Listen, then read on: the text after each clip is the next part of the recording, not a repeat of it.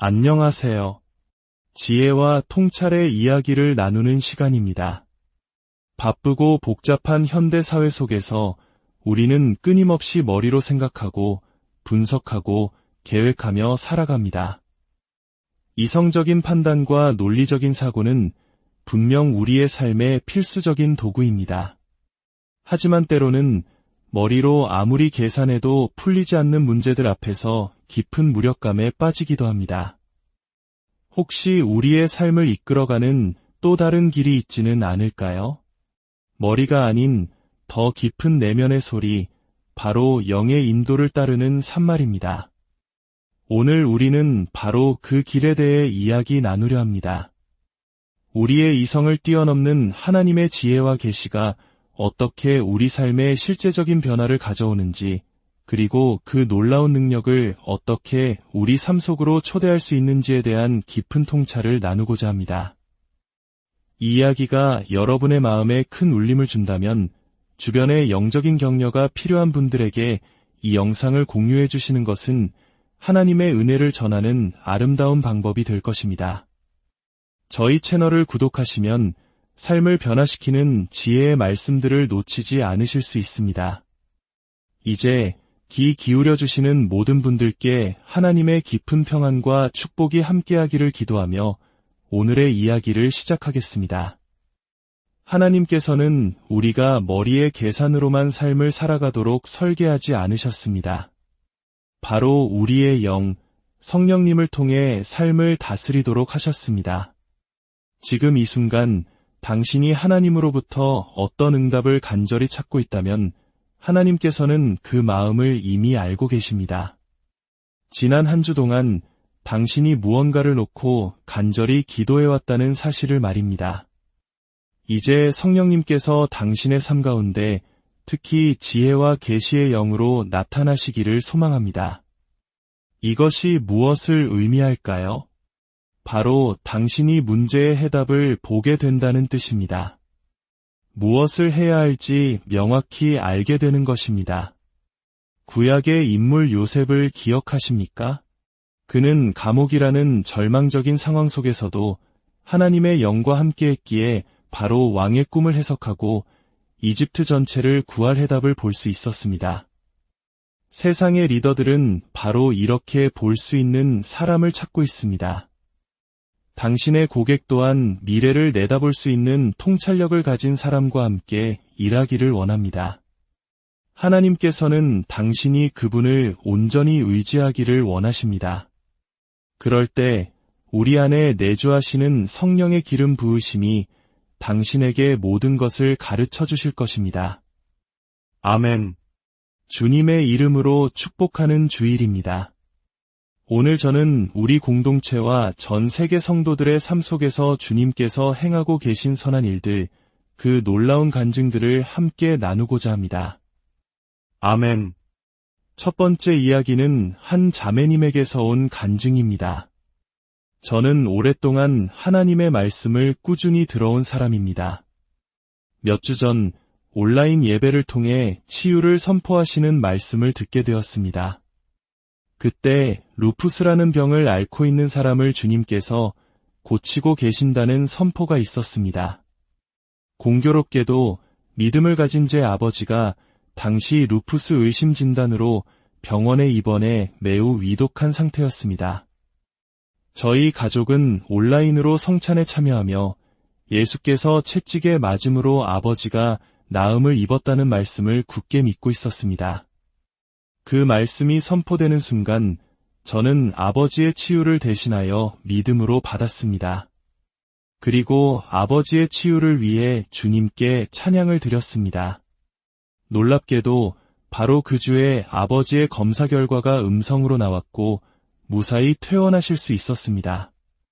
그 이후로 어떤 통증이나 열도 없으셨습니다. 주님을 찬양합니다. 신실하게 말씀을 전해주시는 사역에 깊이 감사드립니다. 할렐루야, 이 아름다운 간증을 통해 살아계신 하나님을 찬양합니다. 다음은 또 다른 자매님의 이야기입니다. 저는 지난 주일 저녁 온라인 예배에 참여했습니다. 그날은 치유에 관한 말씀이 선포되었고 우리가 붙들어야 할 성경 구절들을 화면에 띄워주셨습니다. 저는 즉시 그 구절들을 사진으로 찍어 제 휴대폰 폴더에 저장했습니다. 사실 저는 몇 달 동안 왼쪽 머리와 목에 계속되는 통증으로 고통받고 있었습니다. 병원에 가보았지만 의사들은 정확한 원인을 찾지 못했고 정밀 검사를 예약해둔 상태였습니다. 말씀을 듣는 동안 통증이 조금 나아지는 것 같았지만 여전히 남아있었습니다. 예배가 끝난 후 저는 침대에 앉아 아픈 머리와 목에 손을 얹고 그날 배운 대로 기도했습니다. 예수님의 이름으로 명하노니 이 머리와 목의 통증을 꾸짖노라. 떠나갈지어다. 그리고 방을 나왔는데 최근 가슴의 불편함과 통증을 느끼시던 어머니를 위해 기도해야겠다는 마음이 들었습니다. 저는 어머니께 서보시라고 말씀드린 후 똑같은 기도를 드렸습니다. 예수님의 이름으로 명하노니 이 가슴 통증과 상처, 혹과 근육 손상, 스트레스 등 통증의 원인이 되는 모든 것은 떠나갈지어다. 기도하는 동안 저는 성령님의 임재를 강하게 느낄 수 있었습니다. 기도를 마친 후 어머니는 주무시러 가셨고 제 자신을 확인해 보니 목과 머리의 통증이 완전히 사라진 것을 깨달았습니다. 몇 달간의 고통이 끝났다는 사실에 너무나 기뻤습니다. 다음 날 저녁 어머니께 어떠시냐고 여쭈니 어머니 역시 가슴 통증이 완전히 사라졌다고 하셨습니다. 주님을 찬양합니다. 아픈 사람을 위해 어떻게 기도해야 하는지 가르쳐 주시고 저와 어머니를 치유해 주신 주님께 모든 영광을 돌립니다. 아멘. 자매님과 어머니를 치유하신 주님께 감사와 찬양을 드립니다. 우리의 입술로 선포하는 말, 우리가 나누는 간증은 스스로 생각하는 것보다 훨씬 더 강력한 힘을 지니고 있습니다. 사탄은 우리의 입을 닫게 하려 합니다. 성모 마리아께서 임신하셨을 때를 기억해 보십시오. 가브리엘 천사로부터 거룩하신 분을 잉태했다는 소식을 듣고 그녀는 사촌 엘리사벳을 찾아갔습니다. 당시 임신 6개월이었던 엘리사벳은 마리아의 인사말을 듣는 순간 태중의 아기가 기쁨으로 뛰놀았다고 말했습니다. 당신의 인사말 소리에 내 태중의 아기가 기뻐 뛰었습니다. 그렇습니다. 당신의 입술에, 당신의 인사 한마디에 누군가의 기적이 담겨 있을 수 있습니다. 때로 당신이 누군가를 격려하는 말을 건넬 때 그 말 한마디가 하나님께서 그 사람에게 주셨던 잠자던 꿈을 깨우고 잃어버렸던 비전을 다시 살아나게 할 수 있습니다. 하지만 당신이 입을 열지 않는다면 아무 일도 일어나지 않을 것입니다. 치유를 위한 기도도 마찬가지입니다. 누군가를 위해 입을 열어 기도하지 않는다면 아무것도 변하지 않을 수 있습니다. 예수님께서는 다락방에서 이렇게 말씀하셨습니다. 내 이름으로 무엇이든지 너희가 요구하면 내가 그것을 행하리라. 여기서 요구한다는 것은 마치 왕에게 청원하듯 당당하게 선포하는 것을 의미합니다. 이 기도는 예수님께서 십자가에서 우리를 위해 이미 값을 치르신 모든 것을 포함합니다. 물론 다른 사람의 직업이나 배우자를 요구할 수는 없습니다. 비도덕적인 영역에서는 작동하지 않습니다. 하지만 예수님께서 우리의 질병을 십자가에서 대신 짊어지셨기에 우리가 건강을 누릴 권리가 있다는 것을 당신은 알고 있습니다. 그렇다면 이제 당신은 몸 안의 고통을 향해 명령할 수 있습니다. 떠나가라. 만약 당신의 몸에 종양이 있다면 매일 그 종양을 향해 말하십시오. 종양아, 내가 주 예수 그리스도의 이름으로 너의 뿌리까지 저주하노라. 뽑혀서 바다에 던져질지어다. 내 몸에서 당장 나가라. 만약 즉시 아무 일도 일어나지 않는다면 어떻게 하냐고요? 계속해서 말하십시오. 믿음을 가지고 계속 선포하십시오. 예수님께서 믿음의 본보기로 무화과나무를 저주하셨을 때를 생각해 보십시오. 그분은 이제부터 영원토록 사람이 내게서 열매를 따먹지 못하리라고 말씀하셨습니다. 온전하고 완벽하신 분께서 나무에게 말씀하셨고 그 나무는 죽었습니다. 그런데 놀라운 사실은 예수님께서 말씀하셨을 때 나무가 즉시 죽지는 않았다는 것입니다. 성경은 그들이 성전으로 들어갔다가 다음날 돌아오는 길에 베드로가 뿌리부터 말라버린 무화과나무를 보았다고 기록합니다. 즉, 하루의 시간이 지난 것입니다. 예수님께서는 베드로에게 이렇게 말씀하셨습니다. 하나님의 믿음을 가지라. 이는 단순히 하나님을 믿으라는 뜻을 넘어섭니다. 어둠을 보셨을 때 하나님께서는 정말 어둡구나, 더 어두워져라 하고 말씀하지 않으셨습니다. 하나님께서는 당신이 원하시는 것을 말씀으로 불러내셨습니다. 로마서 4장은 하나님께서 없는 것을 있는 것 같이 부르시는 분이라고 말합니다. 이것이 바로 하나님의 방식입니다. 적들을 피해 숨어 떨고 있던 기드온이라는 사람을 보시고 하나님께서는 그에게 큰 용사여 라고 부르셨습니다. 하나님은 당신을 육신의 모습으로 보지 않으십니다. 그분은 영 안에서 이미 완성된 당신의 모습을 보시고 그렇게 불러주십니다. 그러니 매일 당신의 상황을 향해 선포하십시오. 아멘. 만약 악한 영이 관련된 문제라고 생각된다면 하나님께 그들에 대해 불평하지 말고 그들을 향해 직접 말하십시오. 끔찍한 악몽을 꾸고 억압감을 느끼며 깨어났다면 그 어둠을 향해 선포하십시오. 예수 그리스도의 이름으로 명하노니 이 더러운 영아, 나를 누르는 이 억압아, 내게서 떠나가라. 그냥 앉아서 그 터무니없는 상황을 견디지 마십시오. 생명과 사망의 권세가 당신의 혀에 있습니다. 다른 사람이 당신에 대해 뭐라고 말하는지는 중요하지 않습니다. 당신이 당신 자신에 대해 뭐라고 말하는지가 중요합니다. 예수님께서 무화과나무를 저주하셨을 때 그 저주는 즉시 눈에 보이지 않았지만 뿌리에서부터 이미 시작되었습니다. 당신이 예수님의 이름으로 문제를 대적하여 말할 때 예수님께서는 내가 행하겠다고 약속하셨습니다. 그 일은 문제의 뿌리에서부터 시작됩니다. 우리는 증상만 잘라내는 피상적인 치유가 아니라 뿌리부터 뽑히는 완전한 치유를 원합니다. 예수님께서는 말씀하셨습니다. 누구든지 이 산더러 들리어 바다에 던져지라 하며 그 말하는 것이 이루어질 줄 마음으로 믿고 의심하지 아니하면 그대로 되리라. 이 구절에서 예수님께서는 믿으라는 말을 한 번 하셨지만 말하라는 단어는 3번이나 강조하셨습니다. 왜일까요?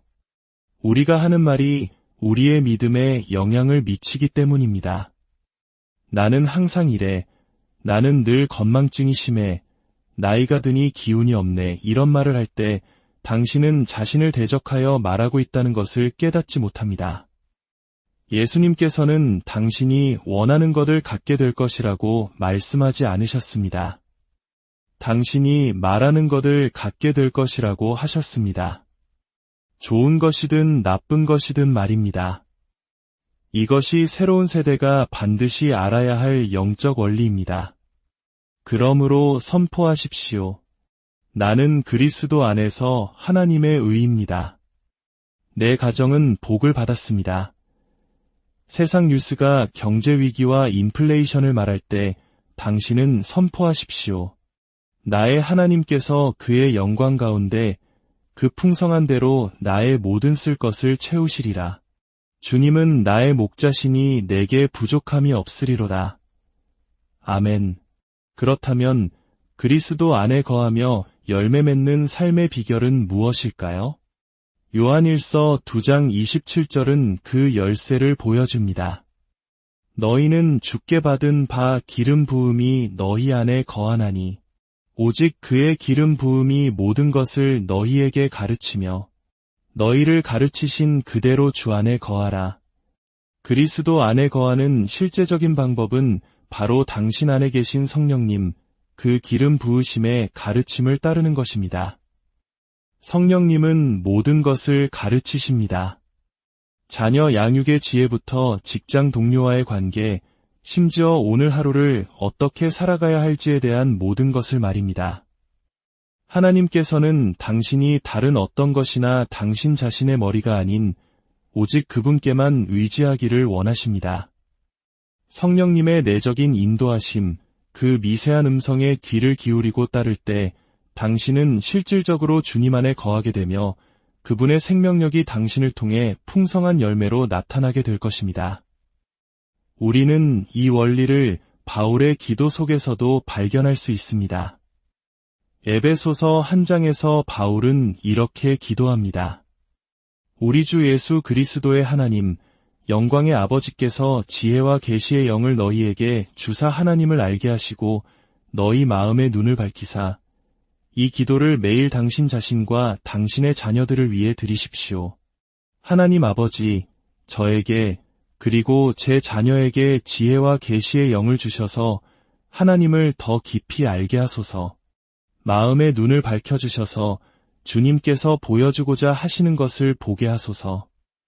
계시는 외부에서 주입할 수 있는 것이 아닙니다. 성령님께서 내면에서부터 눈을 열어주실 때 어둠은 물러가고 혼란은 명료함으로 바뀝니다. 갑자기 모든 해답이 바로 거기에 있었음을 깨닫게 됩니다.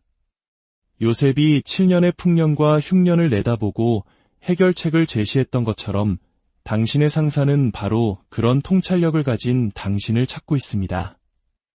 또한 에베소서 3장에서 바울은 또 다른 기도를 드립니다.